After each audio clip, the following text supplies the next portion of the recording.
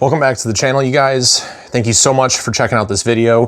Before we jump in, make sure you guys hit that like, the subscribe. Make sure you don't miss any notifications when we're dropping videos. We're doing stuff weekly, sometimes even more often, and don't want you all to miss out on any of that. But today, we're gonna talk about classes, because classes are important, training is important. And while you can get a whole lot of value out of hitting the range with your buddies, working on flat range drills, going and doing CQB work, small unit movement and sustainment practices, things like that. And let's not forget medical, of course. Actual training courses where you can be instructed from somebody who's spent time in the field, has experience, has the skill sets to not only teach you some of these skills that you're trying to learn and develop, but they can answer questions. They can explain it in more than one way that's going to make that a very, very beneficial experience for you. And with all training classes, typically there's some supplies, there's some equipment, there's some gear, right, that you need to bring to be able to train, to be able to participate. So those of you guys that know, actually a couple weeks ago, I just took another Orion Training Group CQB class. It was a 2-day CQB Fundamentals course. So with that, there's a pretty specific packing list that they share, and I'll go ahead and drop that up on the screen right over here. That's available on their website with all of their courses. Jared's a good friend of mine, and does a really good job, I'll say, with providing course descriptions, giving people information ahead of the class so that when they get to the actual date of the instruction, they have what they need to participate. So they're not left out or anything. They're not, they get to play all the reindeer games. So we're going to talk about that class a little bit, but specifically we're going to talk about packing for classes, some of the things that are included on the packing list and why, with a little bit of context around it, and then some of the things that maybe aren't necessary on that packing list, but can additionally help you when you head out to a class, because there's certain things that if you've been through a few courses, you're going to understand. But if this is one of your first few and you haven't done anything more than a 4-hour introductory handgun or carbine course or a 4-hour medical introductory course or something, when you get into these multiple 8-10-hour days, there's certain things that start to weigh on you, both internally and externally. So we're going to break that down. We're going to talk about what I packed for class, and hopefully this helps you guys.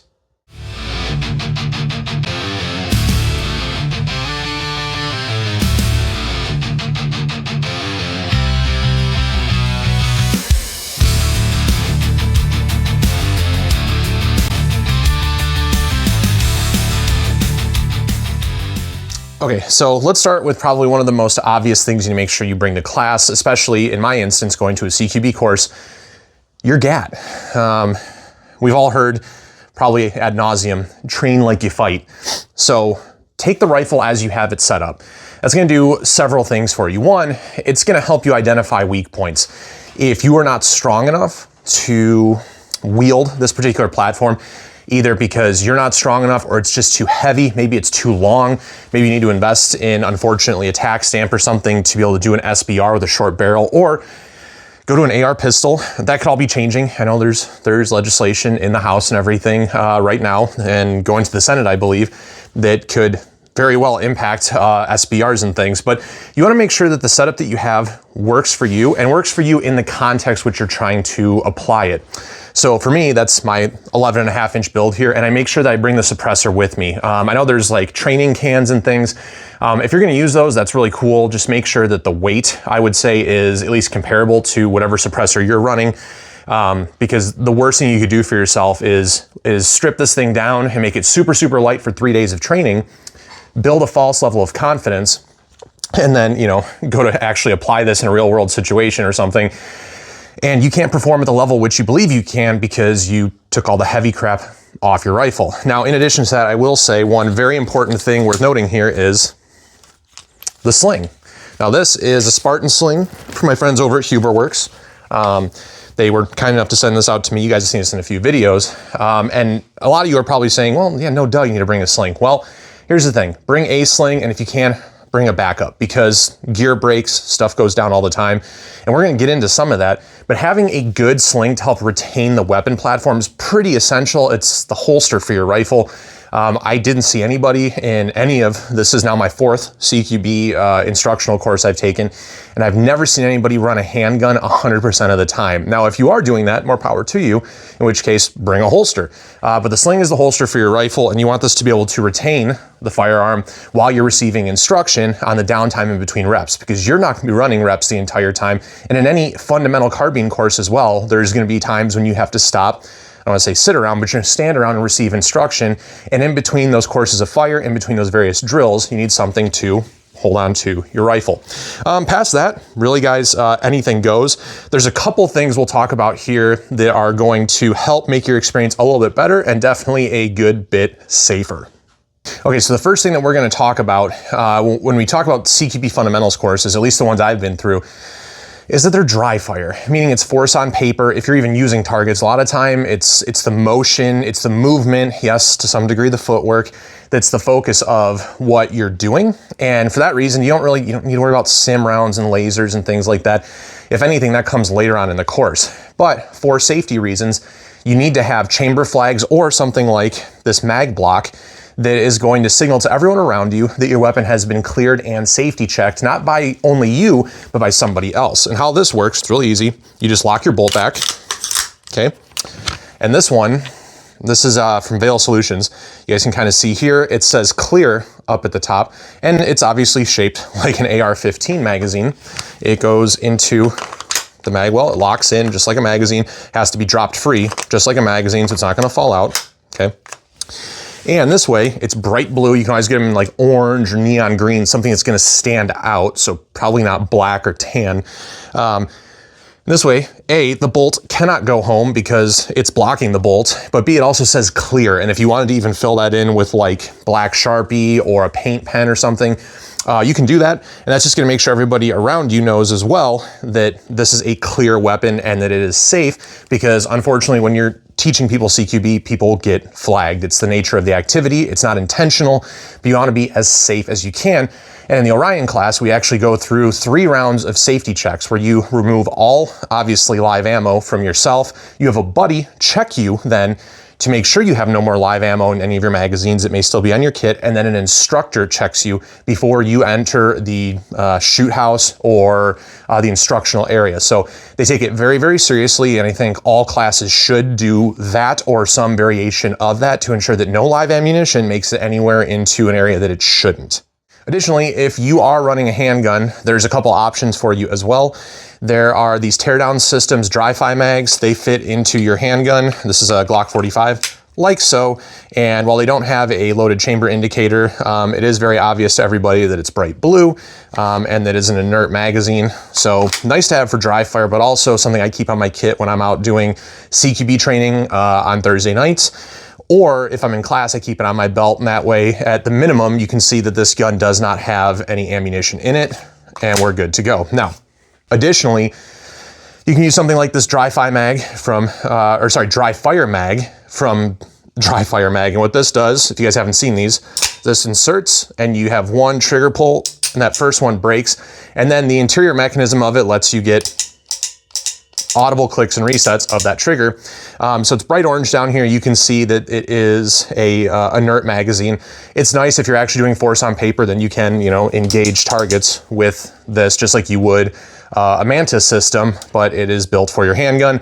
Not paid, not sponsored, paid my own money for this during COVID, and it's been worth every penny. It has saved me a ton of money during my dry fire reps. No, not everybody loves them. I actually really do. And I would definitely take more if they felt so compelled to send them out to me. But a great tool, and again, marked bright orange so everybody knows that there's not a real magazine in this gun. Additionally, now if we're talking about something like the Dry Fire Mag, this is the Blackbeard system from Mantis. Now they have a new version that has like a Bluetooth thing built into it. I still have the old Gen 1 version, and you can see the difference being that this is like a straight block power source here. Fits into the mag well. This swaps in with your bolt carrier group and allows you to get like, I think it's like 20,000 trigger pulls or something between recharges.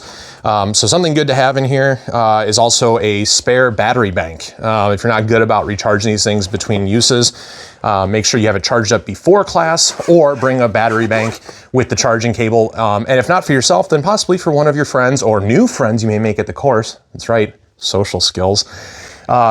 When you use one of these systems. It's really beneficial when you get into the target engagement portion of class. I used mine for the second day when we got targets up. Didn't really use it the first day. That was mostly just the mag block. These are a couple $100, so it's a bit of an investment, but if you dry fire a lot like I do, it's a very valuable tool. And would encourage anybody who's looking for something like this to check out the Mantis system. I know there's a couple of other ones out there on the market, but this is what I've been using, and I've had pretty good luck with it. So we talk about weapon systems, safety obviously being paramount. They do teach, by the way, for those of you guys wondering, as you're looking to engage targets and things, even with a dry gun, even without a Mantis system, they do watch for things like your safety manipulation to make sure that as you're engaging those targets or bringing your gun around in the scanning position, that you're manipulating that safety correctly. Because while it isn't a shooting course, it is still one of those fundamental skills built into CQB that we want to talk about. Okay, so that covers most of the firearm portion of what you could pack for class. I think a lot of that is self-explanatory. Where you're gonna get a lot of the value is on what else you bring for yourself in class, other supplies, other things that you may need or that people around you may need. So we're gonna actually dive into my Pelican case. We're gonna talk about what I brought to class, some of the gear, some of the kit I brought, and why, when I used it, how I used it, and talk a little bit more on maximizing what you carry with you to the course. So this is my Pelican case that I take with me to the range and to classes, at least most of the time. It is the 1650 is the model, if you guys are wondering, after we kind of get through some of this stuff. But it has a lot of what I need for courses, for training, odds and ends, things like that. So we're gonna get into what I packed up for class, at least at a high level here. Now, you can see here, this is my Faro FCPC.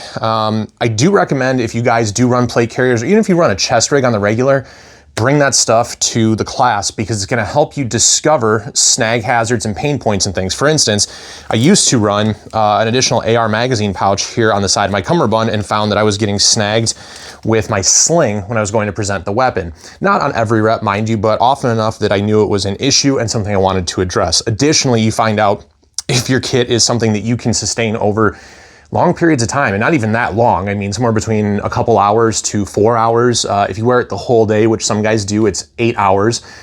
Some of you guys that served in the military are gonna laugh at that and say that's not long term, and take that however you will, but just understand that if you're somebody who's new to this, or you haven't been training in full kit, these classes are an excellent time for you to shake out your gear and understand where the pain points are, what you've done well, what you need to change, as well as ask some people some other questions. Hey, do you see how this works? You know, how did you set it up on your kit? The guys from Orion, at least Jared and Jason, they run the FCPC, so I'd be able to pick their brains a little bit on what to do, what not to do. Something else in your kit that's gonna make things a lot easier for you is a Right in the Rain notepad, which can be stowed either in a pocket or on your carrier. You know, they do a practical portion of the class where they do a lot of whiteboard time. They do some diagrams. They give us fundamentals and a list of principles and things that we're supposed to remember as we go through class. And at the end of the course, a lot of people asked for a cheat sheet. Hey, this would have been a really good improvement.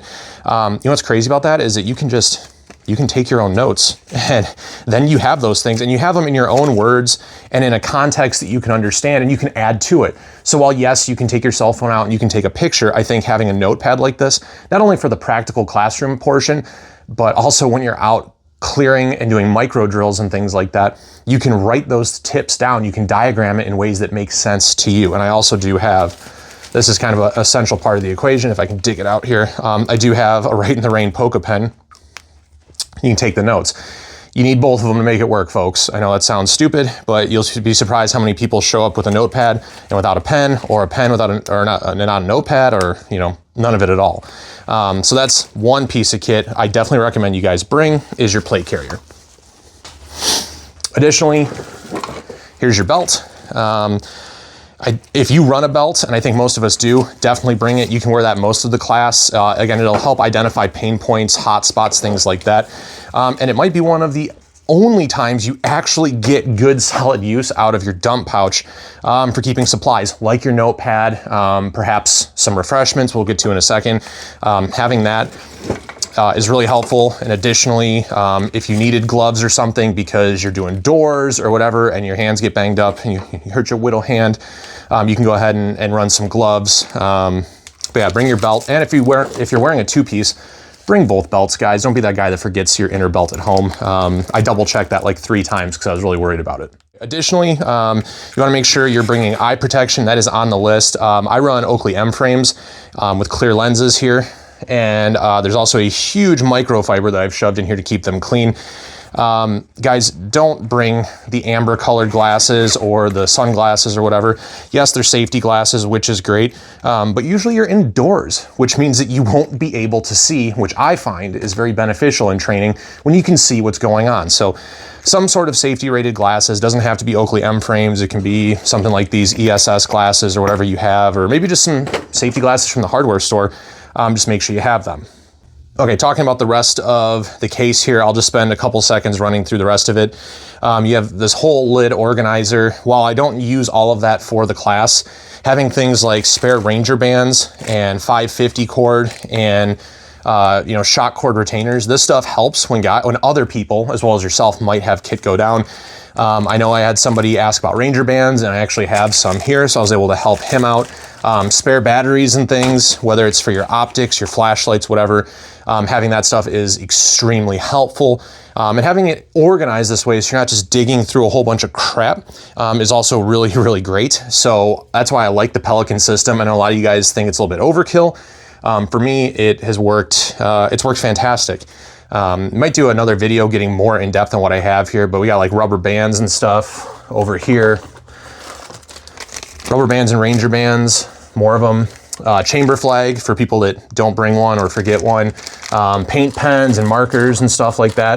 Because I know we had people that were adjusting gear throughout the class, whether that was a light or something. You want to have some kind of a paint pen or a marker to be able to witness mark your screws and things like that. So if they come undone again, you find out if that's a stripped piece of hardware, or if you're kind of just tightening it down like a Sally. I don't really know what to tell you on that one, but having this stuff is great. Also a cleaning kit and a multi-tool. I have a multi-tool here. I have a multi-tool on my kit, and I carry one on my person. And we'll get into that in a second as well. Okay, so we talked a lot about the supplies for class. We talked about the gear. We talked about your weapons and whatnot. But let's talk about a couple of things that you might be interested in bringing with you to the course that aren't specifically called out in the packing list, or not something you might always think to grab when you're going through, oh, I gotta make sure I have my chamber flags and my rifle and my Ranger bands and my batteries. There's a couple other things that might make the experience just a little bit more enjoyable. Water. Water is good for you guys. Here's the thing, as you're going through class, like I said, 8 hours, usually 4-hour blocks and things like that, and you have breaks, yes. And yeah, we all love White Monster or whatever flavor of energy drink you prefer. Lord knows that I've consumed enough on my own during class. But staying hydrated is really important, and that's one thing that energy drinks really just can't do for you. So whether you want to bring a case of water from Costco or something, or if the facility you're at has running water, some of them don't, a Nalgene like this is fantastic because A, there's dedicated Nalgene pouches, especially if you're running like your recce chest rig or whatever. You can pop it in your side pouch, or that awesome dump pouch that we never use but seem to always run on our belts is great if you want to take your Nalgene or water bottle, dump it in there, and then when you're not running reps, you can go ahead and, take a little sippy of water. This is, so I get this question, this is the Human Gear lid for the Nalgene, and it screws just on top like a normal one, but it reduces the opening here so you can get your mouth around that sounds terrible, but you can drink from it a lot easier. And highly recommend it for the $10. If you're running a Nalgene and usually just dribble all over yourself like a small child, this is a great upgrade for you.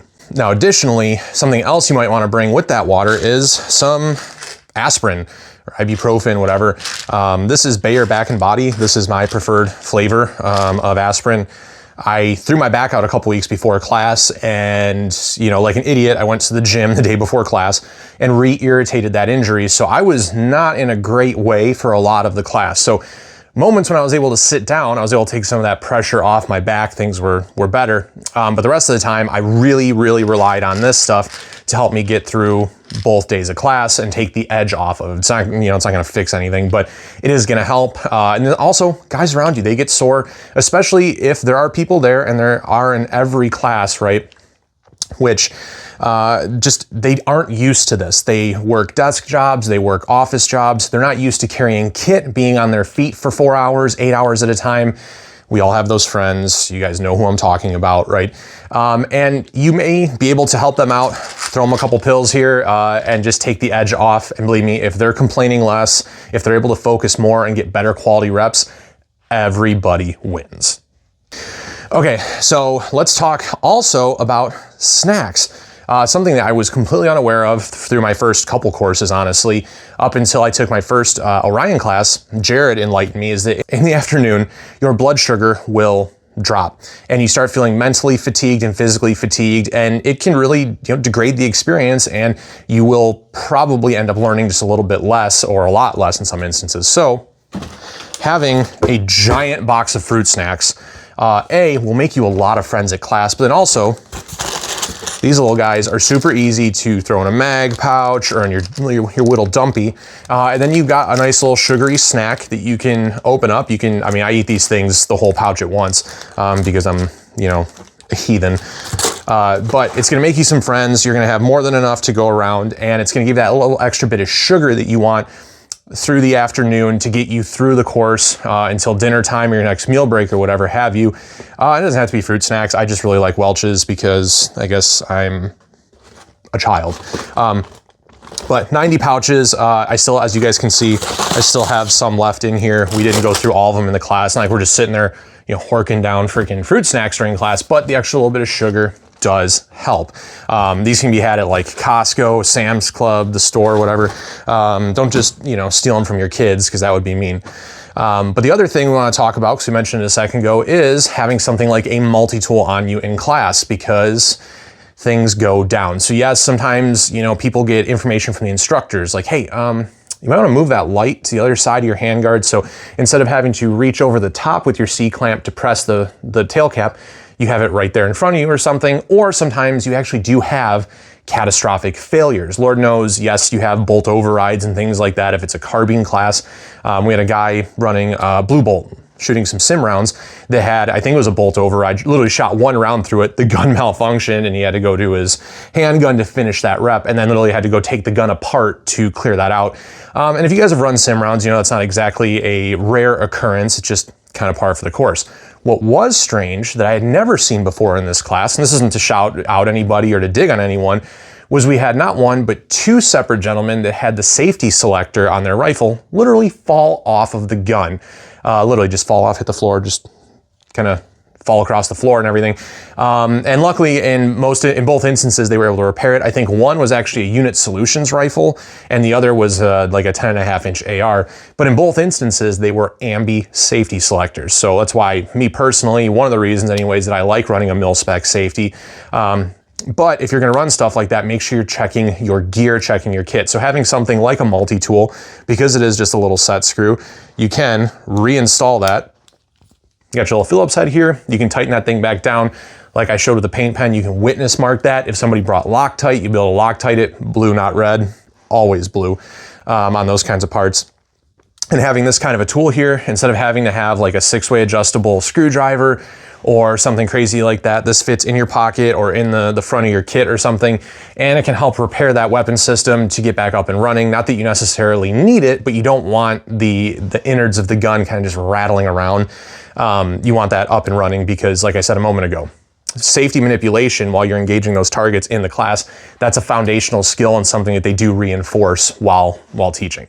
So all of this stuff is what I brought with me to class. I had a great experience. Like I said, this is my 4th time learning from Orion Training Group. So actually been in formalized classes with Jared all 4 times, with Jason for 2 of them, Joe Pistoni, shout out to Joe. I haven't seen him in a while, but I hope you're doing well, sir. And then one of the classes was a 2-man CQB course, and Mitchell, that's at Firearm Productions on Instagram. He was kind of the assistant instructor for that course. So dealt with Jared a whole lot. And you know, this is the kind of stuff that I found has been really beneficial and very helpful for me in the courses. Hopefully, if you guys are signing up to take a CQB class through another company, I know there's a lot of them around. There's a couple here in Michigan that I've found recently. So wherever you guys are at in the United States, if you're taking a course, hopefully this helps you out, or it just shows you, hey, if you're looking at an Orion class, this is what I found to be helpful. You can head over to oriontraininggroup.com if you're interested in taking a similar class. They do a phenomenal job. They are a podcast sponsor, so that's really cool.